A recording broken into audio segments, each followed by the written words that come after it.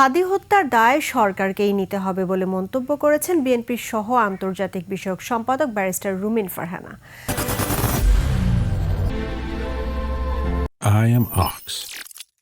ব্রাহ্মণবাড়িয়ার সরাইল উপজেলার মতবিনিময় সভায় তিনি বলেন, সরকার ২০২৬ সালে ইতিহাসের সেরা নির্বাচনে আশ্বাস দিলেও এর আগেই দলের নেতা হাদি গুলিবিদ্ধ হয়ে নিহত হওয়ায় নির্বাচনে প্রার্থী ও মাঠকর্মীদের মধ্যে ভয় ও আতঙ্ক তৈরি হয়েছে।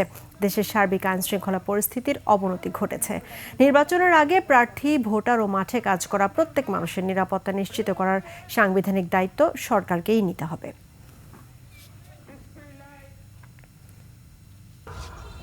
আগামী যে জাতীয় নির্বাচন ফেব্রুয়ারিতে হবে, সরকার বলছে বাংলাদেশের ইতিহাসে সবচেয়ে ভালো নির্বাচন নাকি 2026-এ সরকার উপহার দেবে।